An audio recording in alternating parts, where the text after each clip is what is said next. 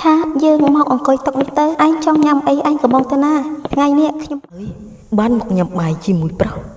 នាងខ្ញុំស្មាននាងខុសហើយមើលទៅនាងក៏មិនអន់ដែរក៏ដោយជាសង្សារនឹងគ្នាក៏ដោយក៏គ្មានពាក្យពួននឹងលោកដែរចាំទុកណាខ្ញុំគ្មានអត់ទោសឲ្យលោកជាដាច់ខាតរឿងដែលលោកធ្វើចំពោះខ្ញុំហើយពេលនេះលោកក៏មករវីរវល់នឹងខ្ញុំទៀតសូមជូនរឿងនាគម៉ាក់វ័យក្មេងនិពន្ធដោយកញ្ញាសុខាផលិតដោយកញ្ញាសុខា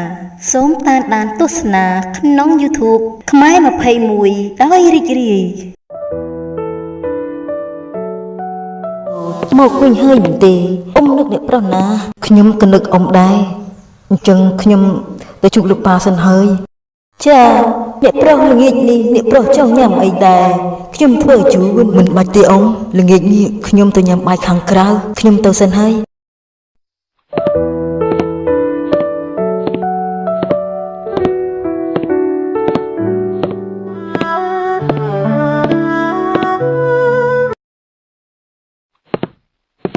ប៉ាមានរឿងចង់និយាយជាមួយខ្ញុំមែនទេប៉ានិយាយមកឯង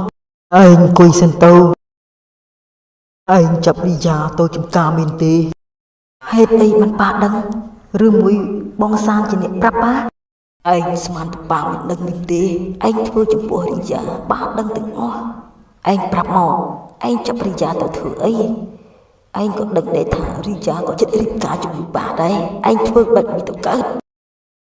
គឺខ្ញុំមិនចង់ឲ្យរៀបការជាមួយប៉ានឹងអីព្រោះខ្ញុំស្អប់នាងខ្ញុំមិនចង់បានមកចង់ដូចជានាងទេបើប៉ាបានដឹងហើយមកក៏ខ្ញុំគ្មានអីនិយាយដែរឯងដឹងទេថា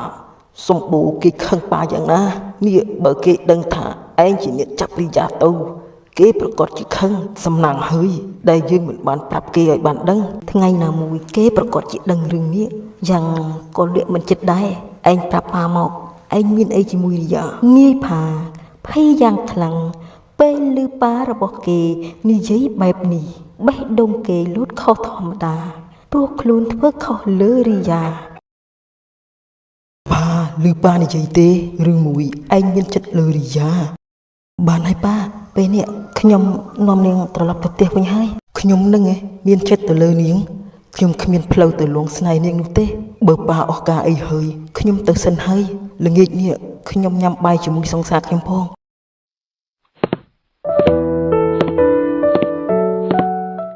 រីយ៉ានេះឯងត្រឡប់មកវិញហើយមែនទេខ្ញុំឮដំណឹងឯងថាឯងត្រឡប់មកវិញខ្ញុំសប្បាយចិត្តណាស់ពេលនេះឯងយ៉ាងម៉េចហើយខ្ញុំមិនអីទេអរគុណច្រើនហើយណាដែលបារម្ភពីខ្ញុំឯងពិតជាមិត្តភក្តិដ៏ល្អមែន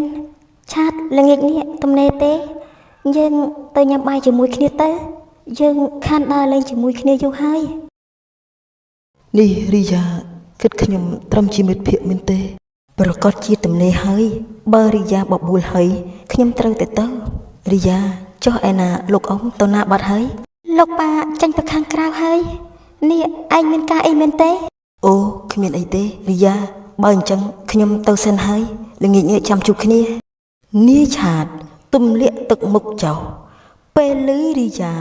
គិតត្រឹមជាមិត្តភក្តិធ្វើឲ្យគេអាក់អន់ស្រពោនចិត្តទោះបីយ៉ាងណាគេនៅតែស្រឡាញ់នាងនេះបងឆ្អែតហើយខ្ញុំឃើញបងញ៉ាំតែបន្តិចទេឬមួយបងមិនឃ្លានបងឆ្អែតហើយអូនញ៉ាំទៅយើងប្រញាប់ទៅវិញព្រោះបងមានការងារត្រូវធ្វើផងបងផាបងមកញ៉ាំបាយជាមួយអូនបងគិតតែរឿងការងារបងមិនដែលគិតពីអូនខ្លះទេគឺអូននេះឈឺចិត្តប៉ុណ្ណាពេលបងធ្វើដាក់អូនបែបនេះភីមកុំចឹងអីបានទេបងសុំទោសណាដែលបងនិយាយប៉ះពាល់អារម្មណ៍ដល់អូនបើអញ្ចឹងយើងទៅដើរលេងបន្តទៅព្រោះយើងខានដើរលេងយូរហើយឆាតយើងមកអង្គុយតុកនេះទៅឯងចង់ញ៉ាំអីឯងក៏មកទៅណាថ្ងៃនេះខ្ញុំប៉ៅឯងបើអញ្ចឹងខ្ញុំកំងឲ្យអស់ដៃហើយណាតែឯងកុំហាមណាកំងទៅចង់ញ៉ាំអីកំងឲ្យអស់ដៃទៅខ្ញុំមិនថាអីទេនាយផាក៏បានឃើញរីយ៉ាចិត្តនៅមិនសុខអារម្មណ៍វិលវល់នៅមិនស្ងៀមឃើញគេនៅជាមួយប្រុសផ្សេងអូហូបណ្ដើរគ្នាមកញ៉ាំបាយទៀតជាមិត្តភក្តិនឹងគ្នាមើលទៅដូចជាគូស្នេហ៍ឬមួយក៏ចង់ស៊ីមិត្តភក្តិខ្លួនឯងបងផាបងគិតអីហ្នឹងខ្ញុំញ៉ាំបាយរួចហើយយើងទៅដើរលេងទៅបើអញ្ចឹងអូនចាំបងមួយផ្លេតបងទៅបន្ទប់ទឹកសិន នាយផាក៏បានដើរចេញទៅហើយក៏ជួបរីយ៉ាដីសុកដល់ហើយបានមកញ៉ាំបាយជាមួយប្រុសនាងខ្ញុំស្មាននាងខុសហើយមើលទៅនាងក៏មិនអន់ដែរឆាតឯងឲ្យគេគិតលុយទៅណាខ្ញុំទៅបន្ទប់ទឹកមួយផ្លែតហើយខ្ញុំចាំឯងនៅខាងក្រៅទៅចុះ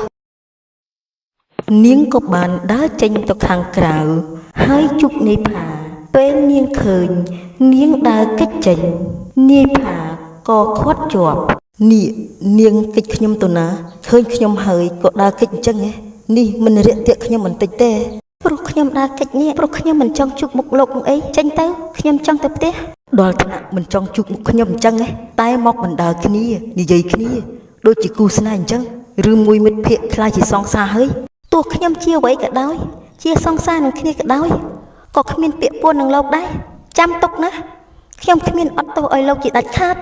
រឿងដែលលោកធ្វើចំពោះខ្ញុំហើយពេលនេះលោកក៏មករវីរវល់នឹងខ្ញុំទៀត